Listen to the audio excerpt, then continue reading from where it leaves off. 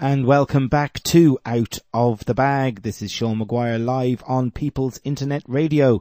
That's www.peoplesinternetradio.com, where we are seeking solutions. And I have some fantastic news that I have on the line. Chris Spivey, are you with me? Hello, Sean, all right? Oh, fantastic to hear your voice, my friend. What a horrible situation from 2 a.m. this morning. Chris, will you tell us all about it? Before that, mate, before that, it's about quarter past one, 20 past one, something like that. Wow, that's crazy. Knock on the door, and 4 coppers. It wasn't 6, I don't know where 6 came from. It was 4 coppers. They asked to come in. I said, "You got a warrant?" He said, "No." So they arrested me and entered under pace and said they're going to do a search. So under section 30, hang on, just get section 32. Now they was very aggressive, and at first they wouldn't let me see what section 32 was. Right. But when I insisted, they showed me, and they have no power of search under section 32 unless it's an indictable crime, which harassment isn't. Right. So they didn't know the law themselves, which is against the law. They went away and made a phone call and said yes, they are allowed to do it, which they're not. And I said, "I've got the paperwork here. I'll put in a complaint anyway. That's got to be followed up." But they said you do it 2 ways. We can take you down to the station and search the place while you're not here, or we can search the place while you're here. So I had no choice really, Sean. That's what it's come to me these days. Chris, did you open the door to them, or did they kick it in?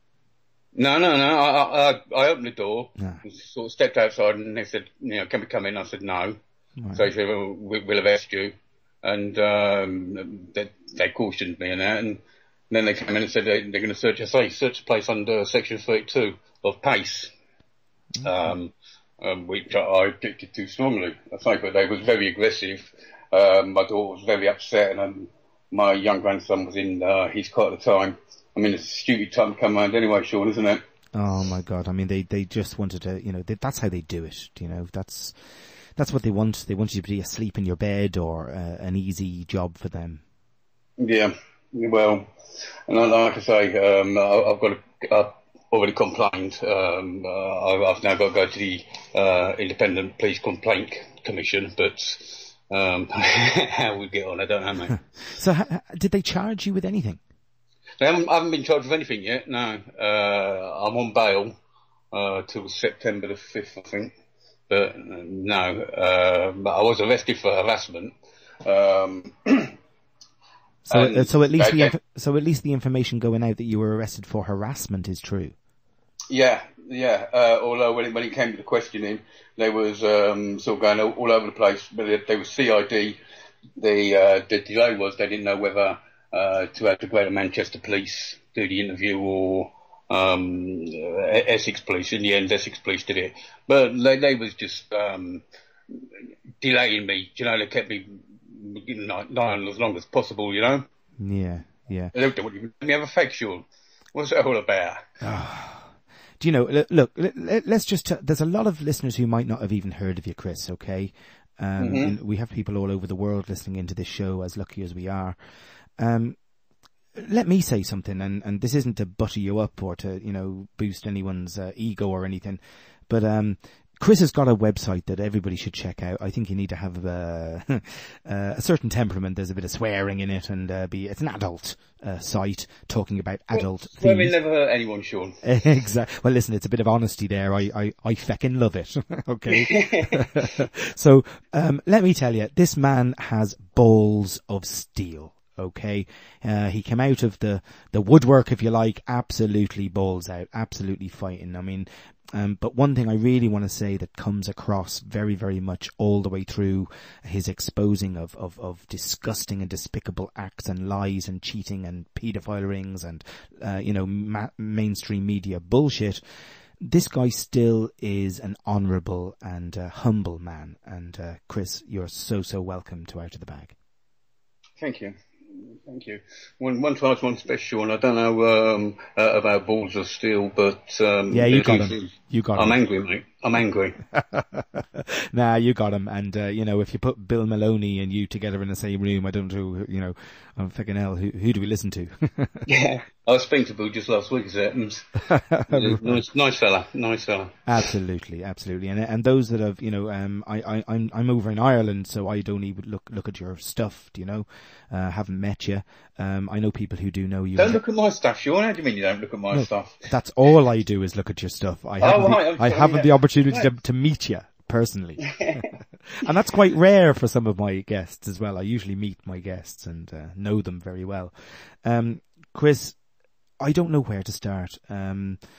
Do we talk about today's episode? I mean, how's your daughter, Stacey, your daughter, and were there other people? Well, obviously she's been very upset, Sean. I mean, she's only 18 herself, and not used to having 4 policemen invade her space at 1:30 in the morning, No. I say today was very aggressive. They was aggressive to her as well.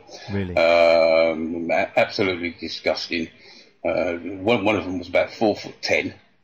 And you know what they're like when they're with them, mate. They're just bully boys, sure.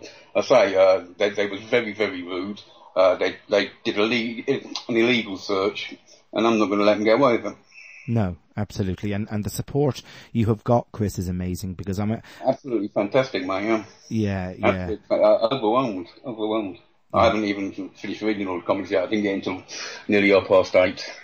No, so, I'm absolutely amazed that you're here, and anytime you want to bow out, just say so, man. You've got enough on your plate than coming on a bloody radio show. Well, it's an easy way to let everyone know I'm all right, Sean, isn't it?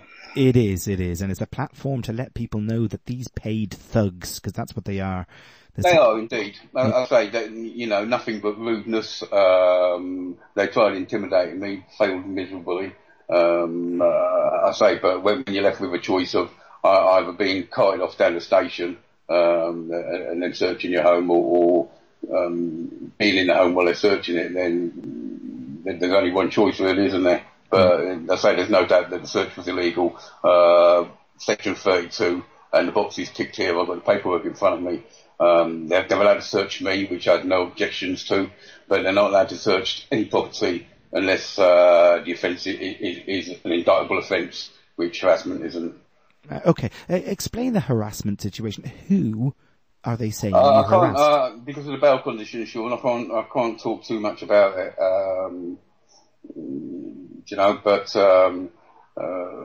basically they're saying that I'm harassing the Rigby's, which is total bollocks. Okay. I've written over 100,000 words on the Woolwich hoax, and maybe 15,000 of them deal with the Rigby's. So how that can be harassment, I've got no idea, mate. No, absolutely. It's on my website anyway. To harass them, don't you have to go and follow them about and make a nuisance of yourself? Yeah, you didn't stalk them or anything, or give them hassle in their local pub. No, I say that there's nothing in there that's not in the public domain. Okay. Well, look, so many people love you, and so many people are offering, words of wisdom and words of comfort, etc. And Chug in the chat room is saying, now, we have a live chat room here, Chris, so they're able to give comments and ask you questions and all the rest of it. So obviously I'll pass them on to you. But Chug says, ask Chris if he knows Dave Eden. Now, I've met Dave over in England, actually. I do know him, yes. Okay, from the community press group, and he's a good man to help with complaints about police. So maybe that's a port of call, if not one of them. I say it's not having been in too long and still catching up with everything, Sean. I haven't decided exactly what to do yet, I say I haven't even finished reading all the messages and whatnot. Yeah, okay. Fantastic support, mate. Really, really took me by. I mean, I knew I have a large following, obviously, but the support has just been fantastic, mate. Yeah. Absolutely fantastic. Absolutely. If I had that much support, I'd be very emotional at the moment. So I understand where you're sitting and where where you are. So, Chris, are we allowed to talk about the hoax, the Woolwich hoax? Well, he said I'm not allowed, according to the bail conditions. Let me have a look. according to my bail conditions. No contact with any member of the Rigby family. Well, I never did. Right. Never did. Not to publish any communication via any website or through any social media with regards to Lee Rigby or his family. I don't know whether that means I can talk about them or not. The Woolwich hoax I can certainly talk about without talking about Lee Rigby. Absolutely, because it could have been any hero, they called him. It could be any member of the military that they wanted to get rid of in this hoax, couldn't it? Yeah, and there's no doubt that it was a hoax, Sean. You've only got to look at the video evidence. And actually, talking about Dave Eden, when I spoke to Dave Eden, he was I can't remember exactly when it was. It must be about 6 months ago when I spoke to him. He wanted to film it because I was talking to him about a court case, and putting forward various things like witness statements being read out, which are obviously false and whatnot. Will it be able to go ahead in a proper court? Because I don't know if you know or not, Dave used to collect evidence for court cases when he was with the police. Yeah. And he said definitely not. And he was quite interested in filming it, which would involve me going into a police station and putting forward my evidence, Right, okay. But I mean, the two robots that I was talking to today from the CID, they totally believe it was a real event and was having nothing of it, It got quite heated actually at one stage. Well, they probably still believe 9/11 was. They do. They're just dumb as they come, mate. Dumb as they come, You can see that the eyes go blank and it's just robotic repeating, Absolutely. Not interested in solving the crime, just perpetrating the myth. I'm being asked who made the complaint. Well, I wasn't actually told. You weren't told? No, because I did say, I'm not harassing anybody, but if anything I've said's untrue, people are willing, are quite entitled to sue me for libel, Yet no one has, Dave. Sean, no one has, Yeah. So you got to ask yourself, why haven't they? Yeah, absolutely. Surely you would have heard bits and bobs and been told to shut up earlier on before a fucking arrest takes place.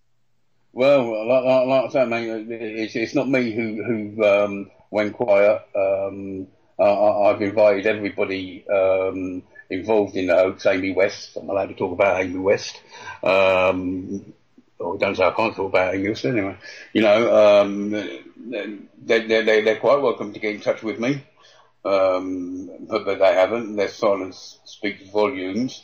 Obviously, they have the full attention of anyone, of everybody anyway, so there's no saying that, well, they didn't know they could get told or whatever, or I'm worth getting in touch with. Do you know what I mean? Because that simply isn't true. So their silence speaks volumes, really, mate. It does. Listen, I've been arrested myself a few times, and did they do the old handcuffs too tight stuff? They didn't. No, they didn't even handcuff me, mate. They was a bit sneaky though. They parked around the corner, in case we looked out the window. So we'll be able to see the cars. There's two cars, and I say they've taken my computers quite illegally. So that's theft.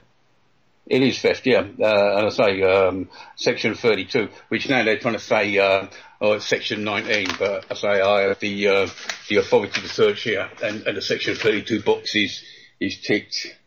And I say they didn't want to show me it at first. They're not very clever, are they? They're not, sorry, mate? They're not very clever, are they? No, but when I did finally, when he half showed me it, straight away I cottoned onto it, that under Section 32 they're allowed to search me, but not any premises unless it's an indictable crime, which I say harassment isn't. And I pointed this out to them, and one of them went away and makes his secret phone calls, and he said, "Oh, we spoke to the sergeant, and yes, we are allowed to." So I said, "Well, let me speak to the sergeant," and you can speak to him down the station.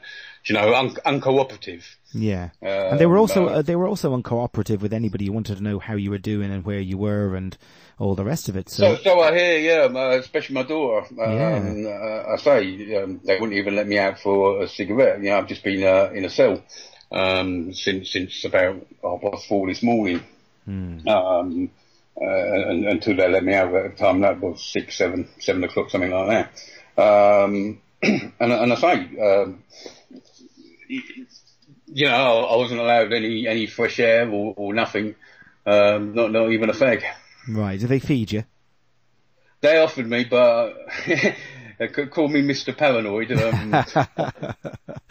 Yeah, and I know what their tea's like. I wasn't having nothing. They was up for giving me, mate. Yeah. No worries about that. Listen, yeah, let's enamour you with the Irish listeners here. I'm going to change the subject a little bit and get you to relax a wee bit. Give us your views on the royal family, Chris. I can't stand them, mate. I can't stand them. A bunch of parasites, aren't they? Well, it's like I say to anybody who sort of sticks up for them. You know, she's been on the throne over 60 years. What has she ever done for her subjects? You know, and people go, oh, she brings lots of money into the country. Well, people have still come for the tourism. And, you know, they don't come expecting to see the Queen.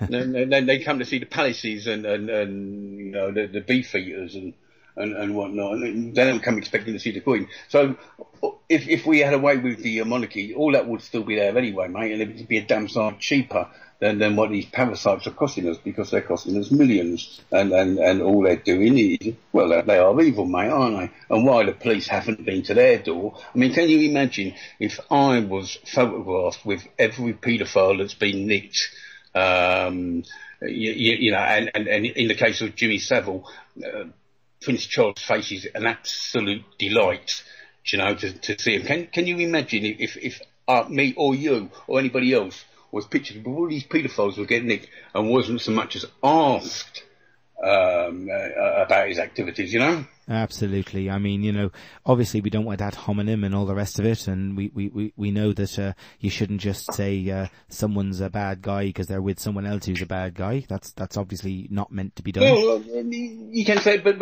you know, if you lay down with dogs, you get a bad name, Sean, don't you?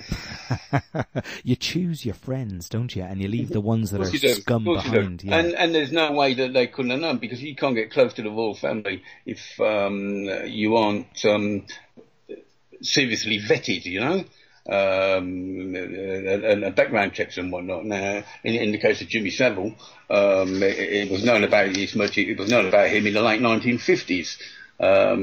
So there's no way that they couldn't have known. Yeah, I say you see photos, and best of times that they look as miserable as sin.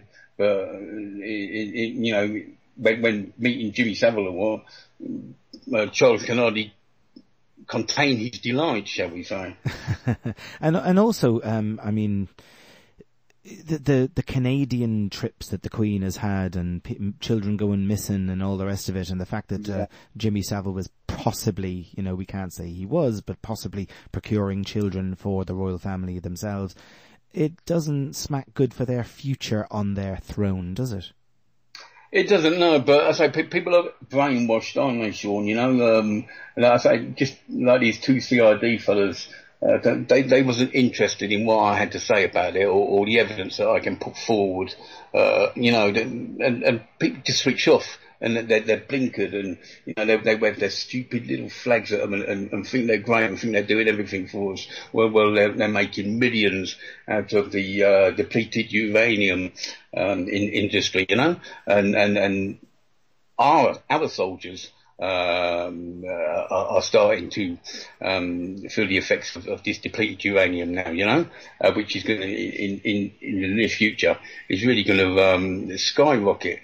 But you take Iraq, you know, the babies that are being born by the hundreds of thousands, you know, with deformities and whatnot.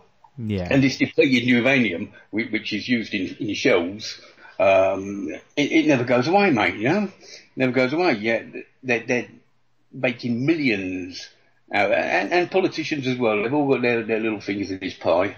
It's lucrative pie, and there's nothing gracious or noble about that whatsoever, mate. No, and maybe now that people are speaking out and they're willing to be brave enough and warrior-like enough to tell the truth and to say, look, I'm a human being, I don't think this should be happening on our planet. They're getting scared now, aren't they? And they're doing things like knocking on people's doors at 1 a.m. and arresting people just for speaking the truth. No, yeah, and when did speaking the truth become a crime, mate? And if people, even if they don't buy into what I say, if people think that 4 policemen banging on your door at 1:15 in the morning when you've got a 1-year-old asleep in a cot and searching the premises, being noisy, slamming doors and whatnot, having the dogs barking, anyone who thinks that's right, just for writing what I do on my own website, not on other people's website. I don't force anybody to read my website. I don't advertise my website. People, other sites do pick up on it and use my stuff. Yeah, but I don't ask them to. So to think that people can just do that, and be allowed to get away with it and feel that is normal, then, mate, they're in for a right old rude awakening very soon. They certainly are. And the thing is, they are conditioned into thinking all this is normal. I mean, I was talking to Vin, who runs this radio station, Chris, and, they're walking around with their bulletproof vests around the place, and I'm thinking, well, hang on a second, where's mine? If it's that bad out there, surely, and we're paying for yours, where's mine? Yeah. Exactly, and I say they're bully boys and they don't know the law. So when I pulled them about this Section 32, they didn't know. So they tried buster you, and I said, no, I'm not having it. This is illegal. It's illegal. So one of them goes away and has to phone up to ask. Well, surely they should know that before they get here. Of course they should. I mean, you'd think anyone doing any job would know their onions, whatever it may be. I mean, if you're stacking shelves, you know what fucking goes where. If you're going to quote the law at somebody, Sean, then you need to know what that law is. And they didn't. None of the 4 knew.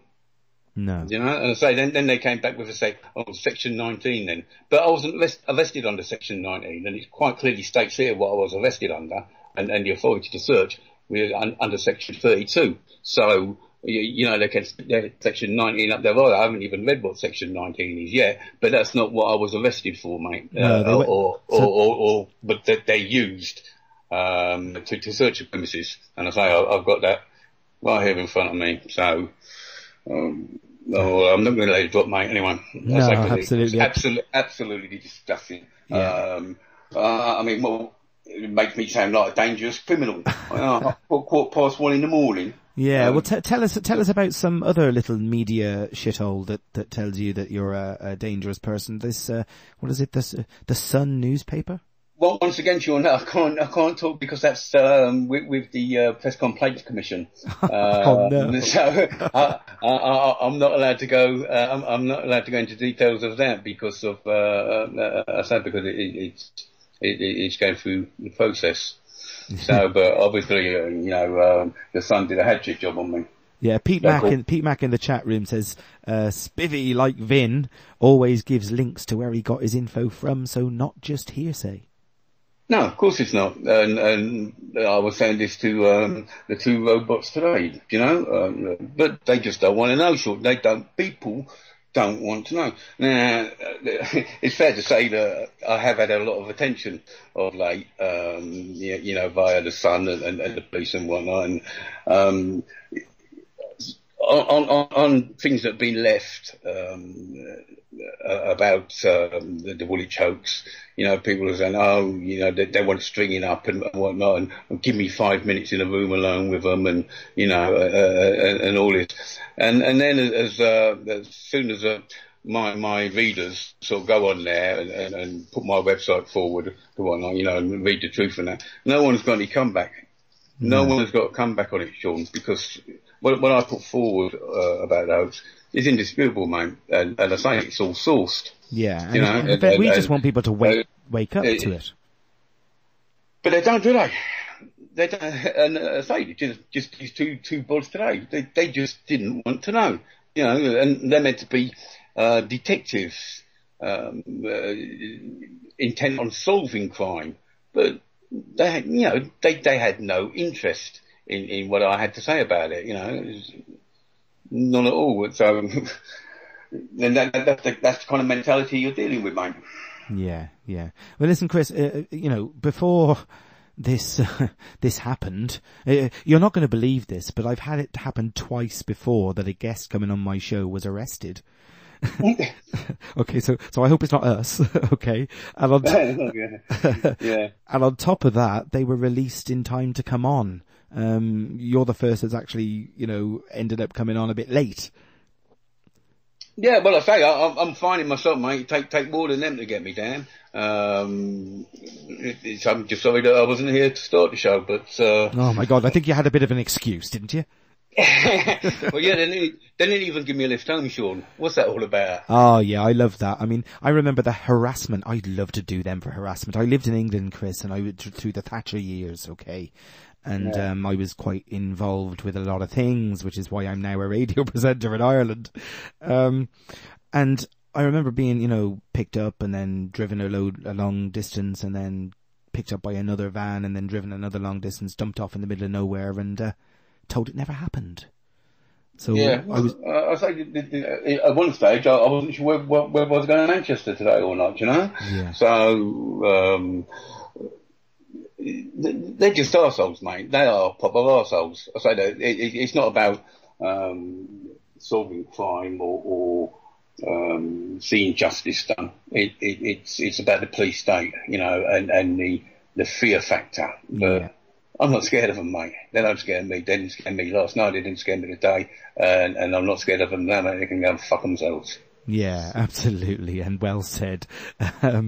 I just really think that it's an impossible situation for people to stand up and try and tell the truth when so many, sadly, are reading the Sun newspaper and listening to the bullshit the British broadcasting. And I say they don't even try to get the other side, Sean. Do you know? So how can you form an opinion if you've only got one side of it? No, absolutely. I mean, to read all the information I've put out on there would take hours and a bit of concentration. Yeah. And people just haven't got that, have they? They want to be told, and once they're told something by the mainstream media, then that becomes fact.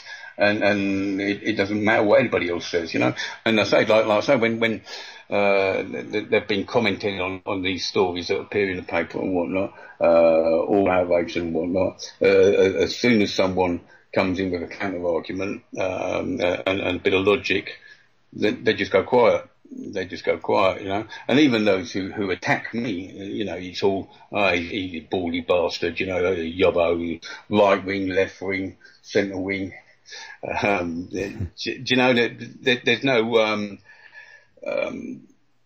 they've got no intelligence. Try and counter what I say. It's just an attack on my person. Yes. I mean, they couldn't possibly have an argument. I mean, you'd knock them for 6 out of the park, wouldn't you?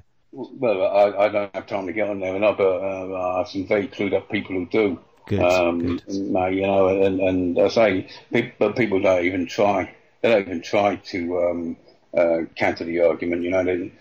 Normally they just shut up, and that's what people are these days, isn't it? They're sheep, sheep without a backbone, mate. Well, I tell you, I mean, I'm going to ask you this question, even though I probably know the answer to it. Is Chris Spivey going to tone it down a little bit now? No, not at all. Not at all. I say, mate, I'm going to war. I'm absolutely outraged at the police's behaviour anyway. If I wasn't outraged enough before. And the only way they shut me up, mate, is by putting me 6 foot under. Yeah, and I don't think that's going to happen sometime soon, do you? No. I say they hold no fear for me, Sean. I've got no desire to go to prison or whatever, but they'll try to stitch me up or something or other. But they won't shut me up, mate. Not a chance. They've made lots and lots of mistakes. That's what they've done. I mean, they have indeed. And I tell you what, Sean, people aren't falling for it as easily as what they did, you know, and a lot of people are coming round. Not just my stuff, to you know, this realisation that they're taking the piss out of them, you know, and the government aren't doing anything for the people. They're just self-serving nonsense, mate. Yeah, they are. Look, obviously I was going to want to be talking about the Woolwich attacks. I was wanting to talk about the paedophile ring in Westminster. Can we name names? Can we go for it? In what? In Westminster? Yeah. Well, the names are coming out, and I say now Thatcher's dead. Yay! Oh, sorry. I think I actually wrote about it, you know, saying that it'll all come out now, about it. It is all coming out. Yeah, you had that Gideon Bean, George Osborne, crying his eyes out like some twat, at a funeral, you know, and David Cameron. David Cameron's a long time supporter of Thatcher. Well, if you're telling me that David Cameron didn't know what was going on, then you're deluding yourself, mate. They all know, don't they? I mean, it's very. Of course they do, and that's what they've either, if they're not at it, then they are non-protectors. Absolutely, you know? They're condoning the behaviour. It's a bit like the Catholic Church, really, and the amount of bishops that hid their paedophile priests in various places and actually sent them out to other dioceses to bugger other little children.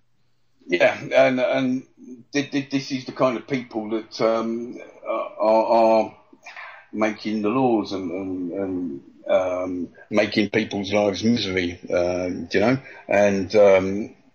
I hear people say, well, yeah, they're a bit corrupt, but they all are, aren't they? Like, shut up, you prat. You know, if you're in a position of power like the government, then you need to be whiter than white, mate. You need to be open and transparent in all you do. And they're not. Everything is cloak and dagger, you know. You're absolutely right, Chris. Even their expenses, you know, they're trying to get them so they don't have to declare, so they have a license to steal. Yes. You know, absolutely outrageous, mate. Absolutely. And anyone who thinks that is okay because they're all there, you know, wants a good kick up the arse. They really do. And the thing is, these people aren't in a position of power. They're supposed to be in a position of trust. Yeah, exactly. And they're meant to be there to serve us, not the other way around. But as the police somewhere along the line, things have all gone off about faith, haven't they? Yeah. And I say that they are a law unto themselves, and they do what they want and penalise who they want. And if people can't see that if we're not already, we are very, very fast becoming a police state, and they need to wake up very, very quickly. You know, because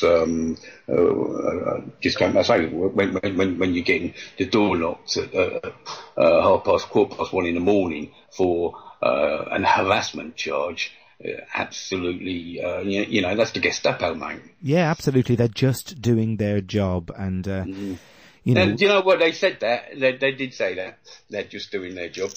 They want to get a new fucking job then, mate. Yeah, absolutely. That's their line. And they're all corporates. That's what they are. They're not doing anything but supporting corporate, well, that's it, corporate enforcement agents, aren't they? They're not there to protect and serve. They got no interest in protect and serve, you know, and you ask them questions and they just go, all big deal when you get down the station and whatnot, you know, because they don't know.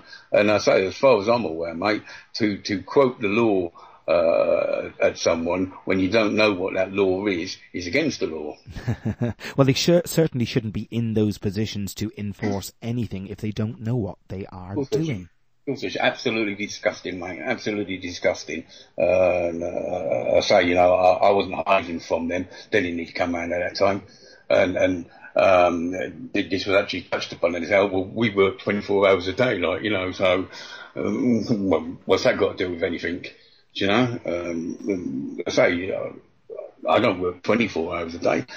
You know, come back at a decent time when I mean, I'm with a block of flats here. Yeah. So it was affecting other people. Slamming the door in and out, slamming the door. Yeah. They've got no respect. Just rude, mate. Just rude, arrogant, and bully boys. Yeah. And that's what they were, bully boys, mate. But and it's getting to the stage now, Chris, where unfortunately the good ones are either left, chucked away, or given an office job. That's it. They've all gone, and like you just said, Sean, they're not police officers anymore. They're corporate enforcement agents. You know, just there to do what they're told. Absolutely, without question. Chris, do you want to take a little break and maybe get yourself a glass of water or a cup of tea or something, and I'll pop a tune on? Yes, mate. Yeah. Yes, all right, we'll do that. And I thought, pretty appropriate for what we were talking about. How about a bit of Sex Pistols and God Save the Queen? Yeah. Good group, mate. Let's go for it. And welcome back to Out of the Bag. This is Sean Maguire live on People's Internet Radio. That's www.peoplesinternetradio.com, where we are seeking solutions. And it's absolutely fantastic news that even though he was arrested this morning, at stupid hours of the morning, we have Chris Spivey with us. Chris, are you still with me? Could have done with the extended version of that, but I just managed to get a cup of tea time. Oh, sorry, man, sorry. I could put another one, a bit of Anarchy. No, you're all right. I got it. I had your Russian. That's not good, is it? not after the day I've had, mate. No. My apologies. So look, Chris, you were going to come on the show anyway. Let's pretend that it didn't. Mm-hmm. That it didn't happen. What would have been the main thing you wanted to get across to my listeners, to anyone out there listening to Chris Spivey? So, I'm not sure I understand the question. Say again, Sean. Okay, what would have been the main thing that you wanted to get across? I mean, did you just want to... Had I not been arrested? Yeah. Well, obviously, this Woolwich hoax, and it is a hoax, and I can talk about the hoax. Brilliant. Just certain things that I can't talk about. But the hoax itself, I can talk about the hoax. There's nothing that says I can't talk about the hoax. And it was a hoax. And on the back of that hoax, you've got anti-Muslim sentiment at an all-time low. Yeah, I mean, it was to build racism and hatred, wasn't it, really? It was, in the main. It was also about, get the war, get involved in Syria and whatnot. And on the strength of it, the intelligence services had their budget increased by, 3.5 billion. On the strength of the Woolwich attack? On the strength of the Woolwich attack, mate. Mentioned, specifically, the Woolwich attack was specifically mentioned for the reason for increasing the budget, wow. Where no other department's got anywhere near that. No, okay. Well, look, I tell you what, we do have a lot of listeners from around the world, Chris, and it'd be really good if maybe you can explain what happened. What is the Woolwich attack? What was the mainstream media's take on it?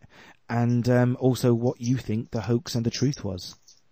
Well, I mean, I think it's pretty well known around the world anyway, judging by my readers and whatnot. Sure. But, basically a soldier was beheaded, although he wasn't beheaded, but that's what everyone has in their minds. And if you look at people who comment on articles, they're still under the impression that he was beheaded,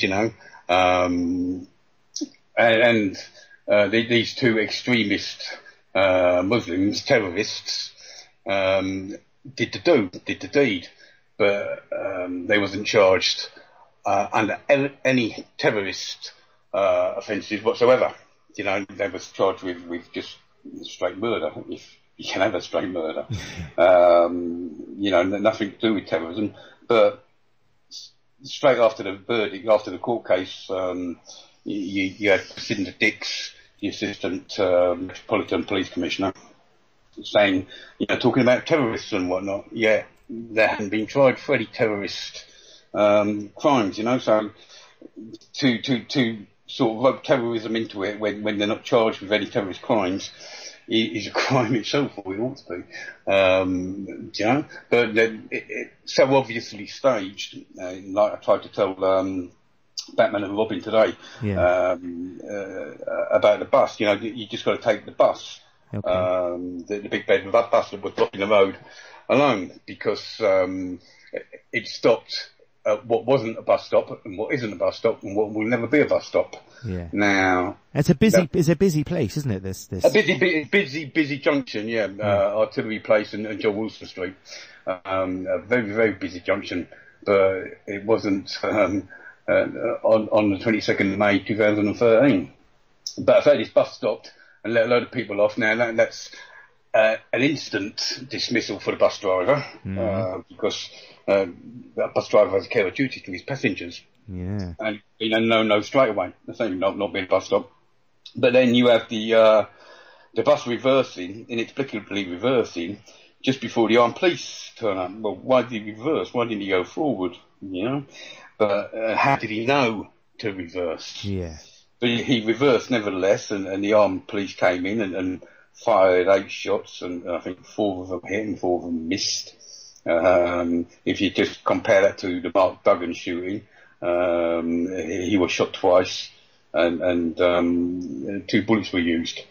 I say, but since 1995, according to one report I saw, there was 95 people shot from 1995 to 22nd 2013, and 95 people had died. Yeah, on May 22nd 2013, they both survived. You show me another incident where supposedly armed, although he wasn't armed, an armed maniac is coming at armed police and doesn't end up dead. Yeah. It's just too ridiculous for words. I mean, you have the Chris and the Dick said that they acted professionally and saved lives that day. Well, if you look at my evidence, my photo evidence, you will see that nothing could be further from the truth. How they managed to not shoot, I don't know whether he's part of the act or just a bystander or what, I'll never know. But he was a very, very lucky man. They hit an electric junction box instead.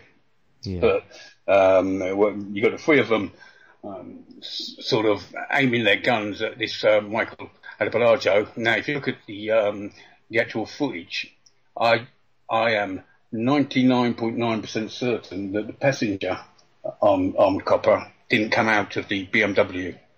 He was already on the ground, because the doors, the driver's door and the copper behind him in the back passenger seat, they're still getting out. Well, the front seat passenger is out and the door closed, and he's obviously coming from a different angle. Yeah. But anyway, they all they all concentrate on Michael Adebolajo. Yes. Who ends up in the middle. He takes a theatrical dive, ends up in the middle of the carriageway, and then the footage goes away. And in a 1-second period, despite being shot, he moves from halfway across the carriageway to the pavement. This was never explained. That was magic. But the 3 of them have their guns trained on him, and all the while you have Michael Adebolajo walking down the pavement with a gun pointed at him. Now, had that gun been working or loaded even, they would have been dead. All 3 of them would have been dead. Without a doubt, before they picked up on him. And then they shot him. They shot him supposedly in the guts, despite him having a bulletproof vest on, police issued bulletproof vest. Yeah. And he went down, and he still allegedly aimed the gun at him. You can't see with the CCTV footage; it's too blurry and whatnot. But one of these coppers, instead of shooting him dead, decides to shoot the gun out of his hand, blows his thumb off. Well, I've proved that not to be the case, because I've got pictures of him with his thumb there. In fact, one of the coppers grabs hold of that hand that the thumb was supposedly blown off and drags him onto the grass verge. Well, quite why he did that, I don't know, but so I've got photos to prove that his thumb wasn't blown off, despite what we are told. And there's no mark on the gun. If you shoot a gun, there's going to be some mark on it, but there's no bullet mark, and the gun would have gone flying out of his hand, but instead it fell about 2 foot forward. Do you know? Yeah. Then you got the car itself. Now, I would advise anyone who still believes the official story to go and find themselves a Tigra and stand in front of a Tigra, and they're tiny, Sean. It is a little car, yeah. I mean, the bonnet can't be longer than 4.5, 5 foot, and it's got an awful slope on it. Now, Dr. Simon Poole, the pathologist, he said that the impact broke his back in 5 places, broke 5 vertebrae in his back. Okay. Well, sure, a Tigra isn't high enough to hit your back. Someone Rigby's height, 5'8", 5'9", it would come sort of knee, lower thigh height. Yeah, do your legs. And it would have smashed his leg to pieces, if not both his legs, you know. Yeah. But he had no broken legs. He had 5 fractured vertebrae in his back. Now, people say, oh, well, it might be when he hit the windscreen or whatever, but that's not. Dr. Simon Poole is quite clear that it was the impact that caused these 5 fractured vertebrae, which, unless Rigby was crouching down, would be quite impossible. Yeah. You know?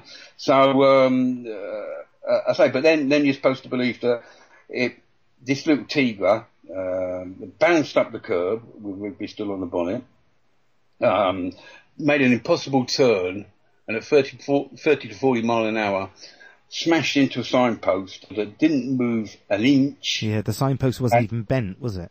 Didn't move an inch, and launched Rigby off the bonnet 2 foot. 2 foot. Well, if he'd have rolled off the bonnet, if he hadn't hit nothing, the car would stop, and he rolled off the bonnet, he'd been 2 foot away. Yeah, he'd be gone, yeah. So you just got to look at that to know that it's absolute nonsense. And I say, then you've got the bus reversing to let the armed police in. Now, it then reversed again a little while after that, and it took me a long while to figure out why this was, Sean. Okay. But what it is the bus reversed to just before a crossing, a Pelican crossing, which has railings either side of the crossing, you know, to stop people sort of cheating, if you like. Yeah, so they use the crossing itself, yeah. Exactly. And where he first stopped, there was railings in front of the doors. Now, he needed to be in a position where one of the security service chaps who was playing a bystander could usher the so-called bystanders who were all in on the plot onto the bus. Yeah. So the bus driver then had to reverse about another 6 foot so that his doors pulled level with the opening at the Pelican Crossing. And this was done under the cover when the paramedics and whatnot arrived. Now, when the paramedics arrived, the armed police was already treating, two of them were treating Adeboale, and one of them was treating Adebolajo. Not one of them had gone to see whether Rigby was okay or not, you know, and they admit themselves that they didn't know what they was looking at facing when they got there, do you know? Yeah. But they still, instead of, you know, totally ignoring Rigby on the ground, they began treating these 2 terrorists who weren't terrorists. And when the paramedics turned up, which was the bus queue to reverse again, the paramedics didn't take over. They just stood talking to these coppers who continued treating my daughter coming out. Just continued treating these 2 terrorists while these paramedics were, you know, standing around doing nothing. Yeah. That wouldn't happen. But in the meantime, this undercover copper who'd been called in by a woman called Tina Nimmo. Mm-hmm. Now, Tina Nimmo was supposedly a bystander. Said she'd never seen a gun. Incidentally, when the shooting was going off, she was dropping knives on the site, and I traced this in photographs to say her where she's standing and where knives appear, make the exact same half circle. Because what she did, she sort of went in a half circle and then ran up the road and then came back down the road and called everybody forward. Yeah. But she's just meant to be a landlady. Nevertheless, had this been a real situation, the armed police would not have just let her walk around, you know, 6 foot away from the shooting. They didn't know whether she was part of it or not. They would have told her to get down on the ground, and if she didn't, they would have shot her. Absolutely, yeah. Quite simple, you know. They wouldn't. You don't fuck about it. I say she could have been anybody. They didn't know. She's just been allowed to walk around, and she even leans over and shouts and speaks to them, and they do nothing. I say she then goes up the road, comes back, and she calls. That's when she calls everybody forward, and these two undercover coppers, dressed in grey hoodies and jeans, they come forward with the crowd. One of them goes to the body, and the other one goes to the top of the road, gets the people who are meant to be just ordinary bystanders but aren't, and he ushers them all down onto this bus.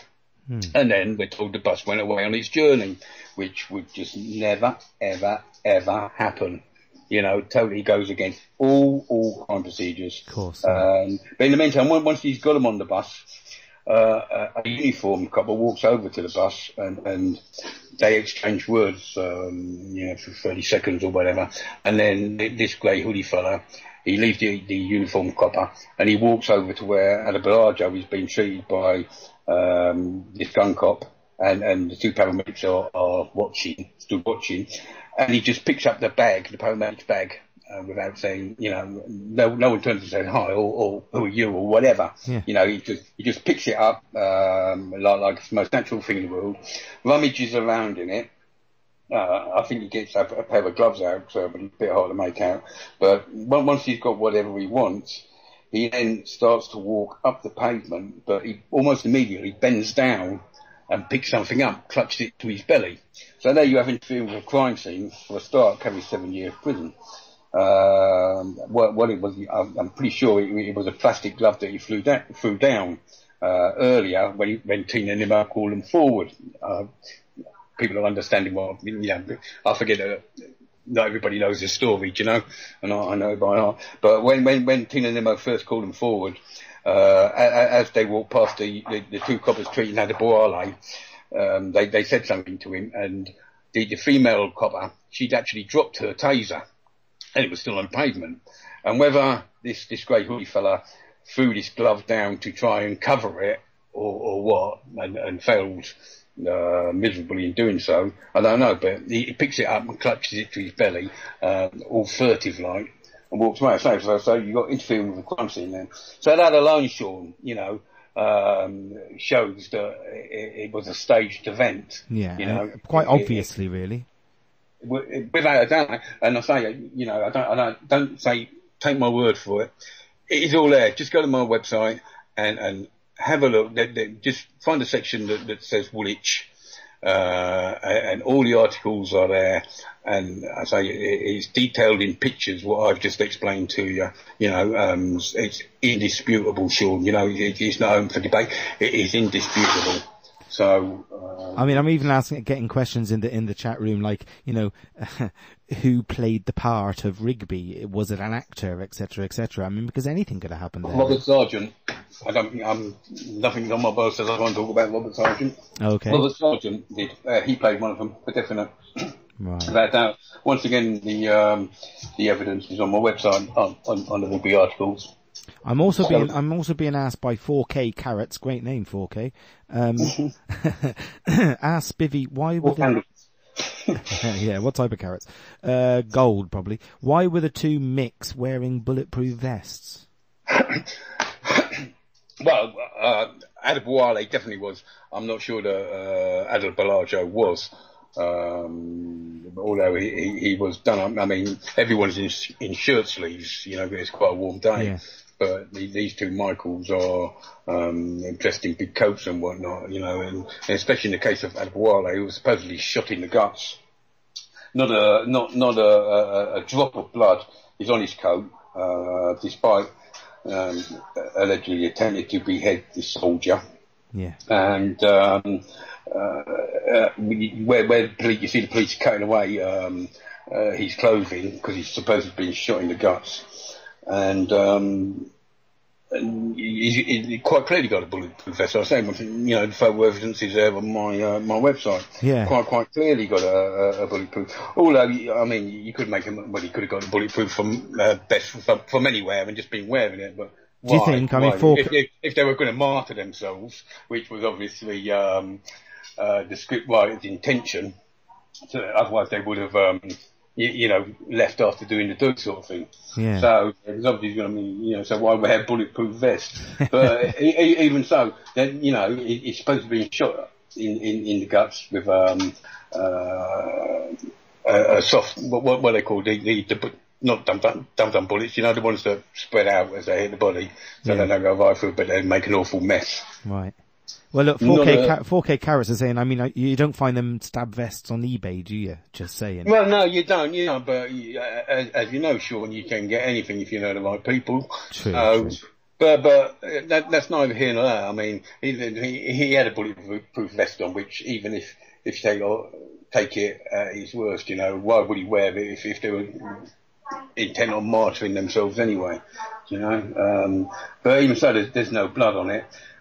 He'd also been shot in the leg, and a lot of newspaper reports said that he was bleeding profusely.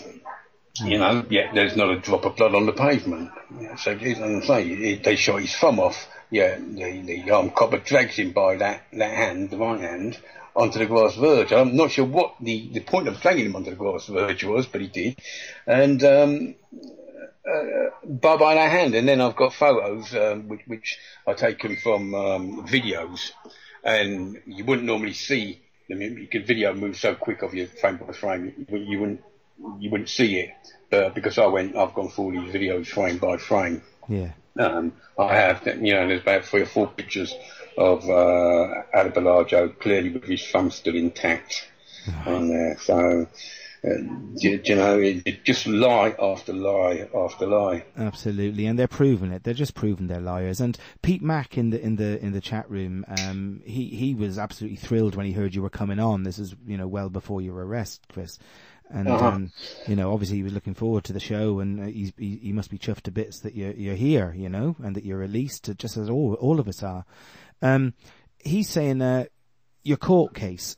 He's saying Chris won't go to court due to his info might be getting out there.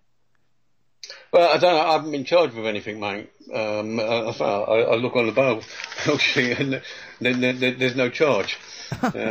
Do you know? But you're bailed till what? September the 5th. September the 5th. Yeah, September the 5th. Yeah. Yeah, but so what do they intend to do then?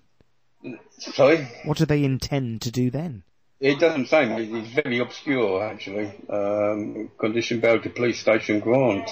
You know, it doesn't say what the one I'm charged with, or it doesn't name any offence at all. Just what I can't do. Well, I tell you what, Chris. Your family wants you with them. I can hear them in the background, and we're just all thrilled that not that you just come on our show, you know. And I'm very honoured to have you here, Chris. But that you're released, that you're safe, that you're home, and you know, Stacey and all need good hugs, and you probably need a few as well. She was blown away by the support as well, Sean. You know, yeah. I say which is been absolutely fantastic, and must send a shiver down those who are watching, and their spine to see the support and what people were wanting to do today while I was arrested. You know, there was people wanting to come and camp outside the police station, mate. You know, and I say it bowled me over the strength of that support. I knew I had a lot, but I didn't know it was that much. And I say that helped Stacey a lot as well.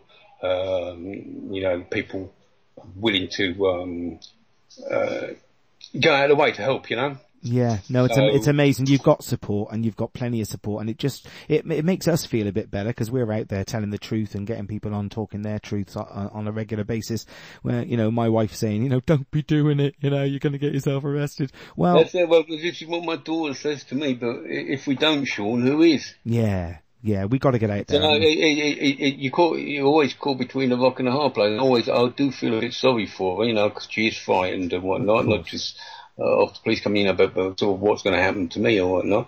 But like, if you don't do it, who is going to do it, Sean? You know? Yeah. And if no one does nothing, then we might as well all just lay down and die now. Absolutely. We're just asking for the fascist regime and the Nazism to completely take over, which sadly England's getting more like a police state every day. I left it because it was a police state back in the Thatcher years, mate. Mm-hmm. It is, and I say, anyone, whether you agree with what I write or not, anyone who thinks, anyone who thinks that is acceptable when you have a 1-year-old child for a minor charge of harassment, anyone who thinks that is acceptable, wants to give themselves a serious talking to. And that's whether they agree with what I write or not, mate. For anybody, because it's a minor charge. Not that I know I've been charged with it at the same time, saying exactly what I'm charged with. But it's totally unacceptable. Total Gestapo tactics, It certainly is. And listen, Chris, go back to your family. I love you loads, and that's loads and loads of love in the chat room for you.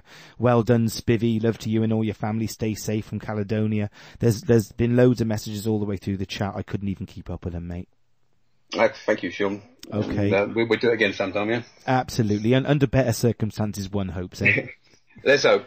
All right, Sean, thank you. All right, cheers, mate. It's time for an uprising.